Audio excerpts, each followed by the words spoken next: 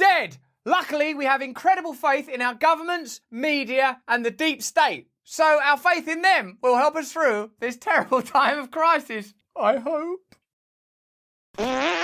Hello there, you 6.4 million awakening wonders. Thanks for joining me on this voyage to truth and freedom. Thankfully, we participate in a limitless spatial game beyond time. Turn on the notifications right now and subscribe to our channel. It's the only way that you can be sure that the algorithm won't divert you that way. We're talking about God today. Apparently, half of all Americans no longer believe in God. And it's true that God gets a bad rap these days, being used often as the centrifugal, patriarchal figure that doesn't like who you're having sex with, or doesn't like what you believe in, or doesn't like your gender or believe in it. But what is the cost of this lack of faith? And is there a new way of conceiving of God that will awaken us individually and bring us together collectively against the corrupt institutions that we know we can't trust, like government, like mainstream media, like big business, like this new attempt to create centralized global authority that prevents democracy from working? Let's have a look. Americans doubt God's existence more than ever. We also put the letter Z in front of the letter N when saying Americanism. The numbers have been plummeting. A new survey out by the NORC at the University of Chicago find that less than 50% of Americans are sure God exists. No wonder Americans doubt the existence of God. Look at the world we live in. Immorality everywhere, division and strife, lying, propaganda, smearing, corruption, a wearying sense that things are continually getting worse, that the most powerful institutions in the world have no moral authority, but almost limitless power. How can you believe in God when you see so much suffering, when you experience so much decline, when you know that your country and indeed the world is potentially falling apart, and that's somehow at odds with your experience of love as an individual, the feelings you feel for your friends or for your family or for the environment you live with, maybe the love you have for your country, which I suppose is resourced from a tribal connection to all of your kin and your kind that evolved deeply within you. How are we at a time when we are correct to be cynical about mainstream media, correct to be cynical about government, retain faith in something important? Is it possible to have a faith in God and a love for God that is not prescriptive and that doesn't require that you dumb down to believe in it? Back in 2008, it was at 60%, and this even means less people are joining and attending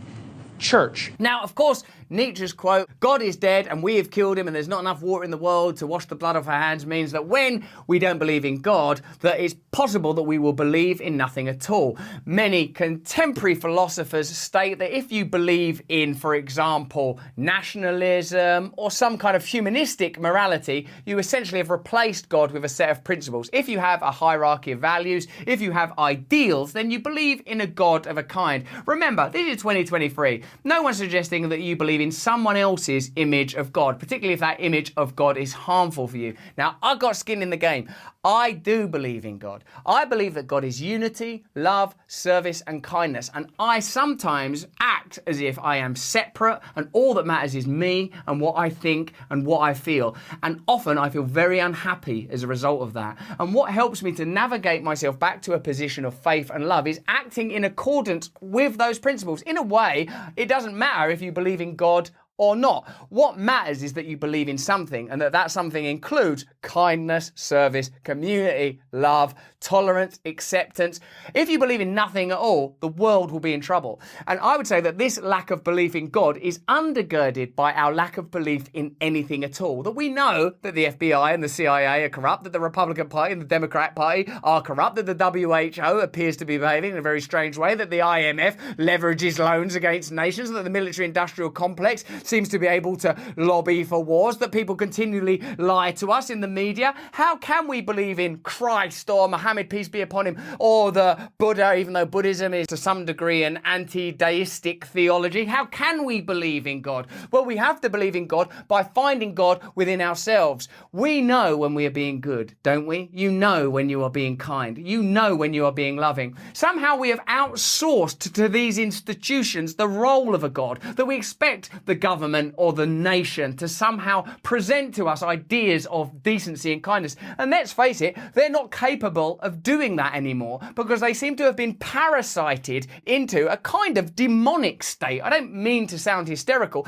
but when you think about separatism and profiteering and individualism and materialism, it leaves me feeling rather hopeless and despairing. And in this post-pandemic period, when you know there was a massive wealth transfer, when you know that a lot of regulation wasn't successful, when you know that a lot of corporations made a lot of money and a lot of people suffered needlessly, when you know that suffering abides across the world, when you know that there are wars that are happening, that whether or not they were started in order to generate profit for the military-industrial complex, they certainly, as a byproduct of going on, do generate profit for the military-industrial complex. It's hard to find some comfort, some realm within yourself, some place of peace within yourself, and yet you must. Otherwise, you will fall victim to all of these systems and try to medicate yourself through bad food, bad TV, bad beliefs. In a sense, we have no choice but to believe in something. You have to find within yourself an aperture through which you can glimpse the light, through which you can recognize this. The capacity for human knowledge is limited. We can only understand a certain amount. The capacity for knowledge itself is limitless. Therefore, there will always be things that we cannot understand. The senses are limited. The electromagnetic range of light that we are able to look at is limited. The amount of information that we can hear, audio information, is limited. And yet, information itself is abundant. Animals see light and colour differently than we do. That means there are different signals, different ways of looking at reality, different perspectives on the world that are available to us, but perhaps not available through the senses and not available solely through rational thought. At some point, you have to embrace the intuitive aspect of your nature, the gut and the heart.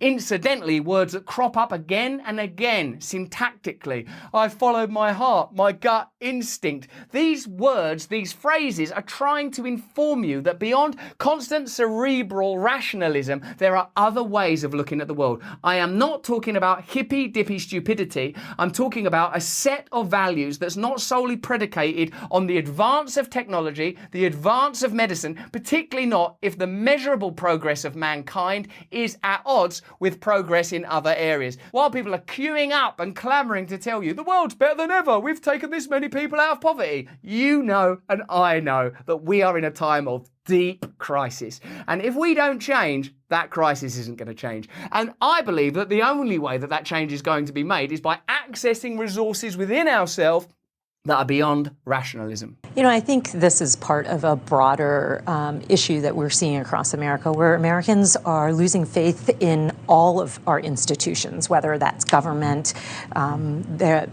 corporations, media. I mean, everybody, all these institutions have had some amount of scandal that has eroded the American people's faith in it. That's an important point. Let's have a look at some of those details. Trust in media first. Trust in media is so low that half of Americans now believe that news organisations deliberately mislead them. Let me know in the chat what you think. Half of Americans in a recent survey indicated they believe national news organisations intend to mislead, misinform or persuade the public to adopt a particular point of view through their reporting. It's pretty clear that partisanship governs media reporting. It's a conversation we frequently have on this channel. The survey goes beyond others that have shown a low level of trust in media to the startling point where many believe there is an intent to deceive, i.e., who now has moral authority?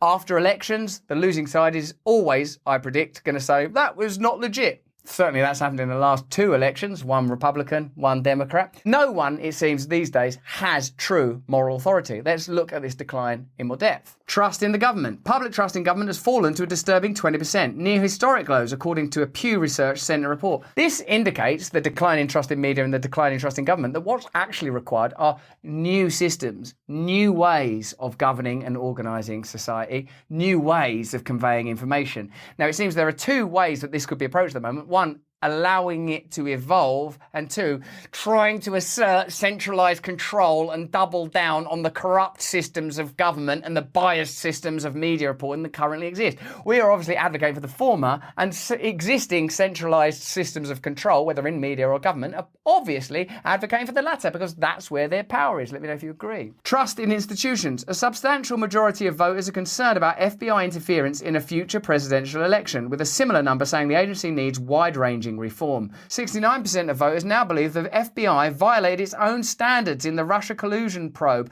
and 70% are concerned that the Bureau will interfere in future elections. People continually spend all their energy and time criticising the other side of a polemical debate that I don't think actually exists. We are different, we are both unique and individual, and yet we are participating in one thing, in one culture, and beyond that, I believe, one consciousness. You do, I believe, find God through yourself, but you express God through the way you treat others. And if service, kindness, loving thy neighbour, being a decent person aren't part of your practice, then your belief in God is irrelevant. And I'm speaking to myself here. I know those are the standards I have to hold myself to. In short, my religion is for me, not for you. I'm not telling you, you should do this, you should do that. I'm telling myself, oh my God, am I being kind? Am I driving nicely? Am I speaking nicely to my colleagues? And if I'm not, because sometimes I don't, because I'm a human being like you and I'm flawed, I go, oh no, I've lost my connection to the stuff I believe in. What's wrong, Russell? Can you get back home? Can you get back to the person that you want to be? If you don't have those kind of values because you're tired and you're exhausted and you don't trust anything, then maybe you feel lost. Let me know in the chat. Trust in police. A 2022 Gallup poll found that only 45% of surveyed American adults are confident in the police. So there are people, a significant number, who don't trust the police, don't trust the government, don't trust the media, don't trust anybody. How is it to go through life like that? And if you don't believe in God either, if you don't believe that anything has any meaning, well, what's left? Pleasure, distraction. We're living in a kind of zoo, alienated from the conditions in which we evolved. We need to find some kind of connection with God.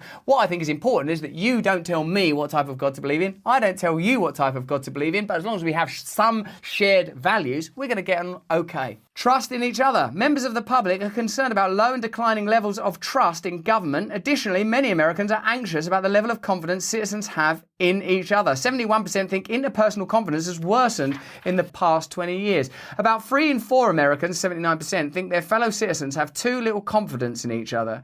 Nearly half the British public think they cannot trust other people, according to the British Social Attitudes Survey. A third of those surveyed were described as deeply suspicious of others, believing they were likely to lie to them or try to cheat them in some way. It's natural to be cynical and sceptical of other people. After all, each of us contains a world that's to some degree inaccessible to anyone but the person that's subjectively experiencing it. But when you have a media that tells you all the time that you should be afraid, that there are different people on the other side of the argument that don't trust you and don't love you and want you dead, what effect do you think that has on the condition of people's inner life and the social contract between us all?